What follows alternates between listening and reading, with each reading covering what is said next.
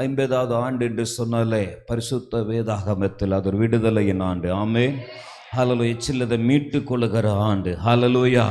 அடிமைத்தனத்துடைய நுகங்கள் முறிக்கப்படுகிற ஆண்டு. ஹல்லேலூயா. சில சுதந்திரங்களை பெற்றுக்கொள்கிற ஆண்டு. ஆமென்.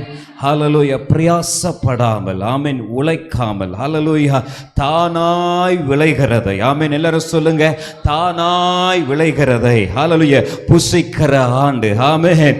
ஆமென். ஸ்தோத்திரம். இனி வயல் நிலத்தில் உழுவாமல், ஆமென், ஸ்தோத்திரம், பிரயாசப்படாமல், முயற்சி பண்ணாமல், விதைக்காமல், நீர் பாய்ச்சாமல், ஹல்லேலூயா, தானாய் விளைகிறது. எல்லாரும் சொல்லுவாங்க, தானாய் விளைகிறதை. ஹல்லேலூயா. இத்தனை வருஷம், ஆமென், நீர் பாய்ச்சப்பட்டிருக்கிறது. இத்தனை வருஷம், ஹல்லேலூயா, விதைக்கப்பட்டிருக்கிறது. ஹல்லேலூயா. இப்போ இத்தனை வருஷம் பிரயாசங்கள் இருந்திருக்கிறதா? ஆனா இந்த 50வது வருஷத்துல, ஹல்லேலூயா, தானாய் சிலது விளையும்படியாக, ஆமென், ஹல்லேலூயா, பிரயாசங்கள் இல்லாமல் சுதந்திரிக்கும்படியான கிருபையை பரிசுத்த ஆவியானவர் உங்களுக்கு தருவாராக. இந்த திருச்சபைக்கு தருவாராக, நல்ல ஸ்தாபனத்துக்கு கர்த்தர் தருவாராக என்று சொல்லி உங்களை நான் வாழ்த்துகிறேன். ஆமென். ஹல்லேலூயா.